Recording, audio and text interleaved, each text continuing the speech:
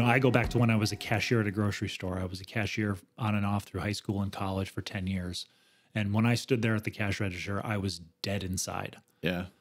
And, you're 17 or you're 21 and you're on summer break from college or whatever. Like, you're not out there trying to like figure out what you're going to do with your life as far as your career. Sure, you're in school for acting or you're in school for this or whatever, but you're not, at least I was, and I wasn't like, how do I keep moving toward that goal in the summer by having a job that's related to that? I was like, well, I'm just going to do the easy thing and get my job back at the grocery store and, and ring people up. Yeah.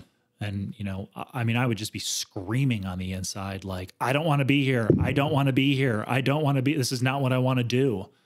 And, for me, I've just focused so much of my energy on figuring out how to never feel that again. Yeah. How to never feel that way. Do you think it's essential to feel that way at some point or not?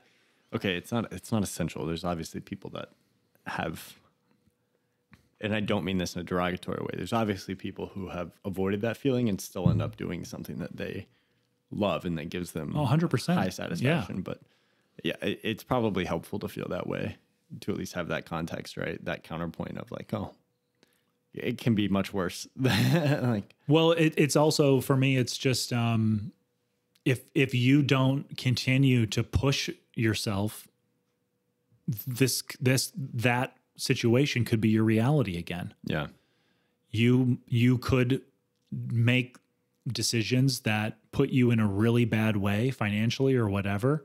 And the only option is to, I don't know. I took a job because I was freelancing before I had the full-time position as a post-production supervisor. And I applied to work as an at-home tech support advisor for Apple. And I would tell people what my job was. I work from home. They sent me a computer, all this stuff. And they're like, that's like a dream job. And I would have like the start of panic attacks before every shift because I had to do what they told me to do for 8 hours. yeah, And even though I got in the flow of it and I kind of overcame it, and whatever, then they would, we would have a call where they, gave me, you're taking too long on your calls. You're not hitting these targets, all this stuff. And I was just like, it drove me crazy. yeah, Not because I think they're wrong in doing that, but that just wasn't compatible with me. yeah, And, all the iterations I've had from pursuing acting and going, I don't want permission to work. Like, I have to get permission for you to work. And then screenwriting. Okay, well, I can work and work and work and work. And then when I finally get done after 2 years of writing the screenplay, we take it and then I still need permission to work because this isn't the finished product. This isn't the final thing. It's like, yeah, doing that for somebody else.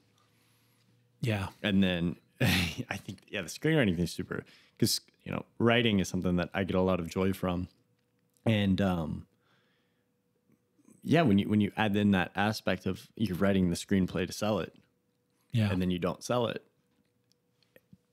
If you were optimizing that screenplay to sell, you're making, sacrifice here, sacrifice here, sacrifice here, because this isn't going to, and then you get to the point it doesn't sell, then it can feel a little empty. It had been a golden afternoon, and I remember having the familiar conviction that life was beginning over again with the sunrise.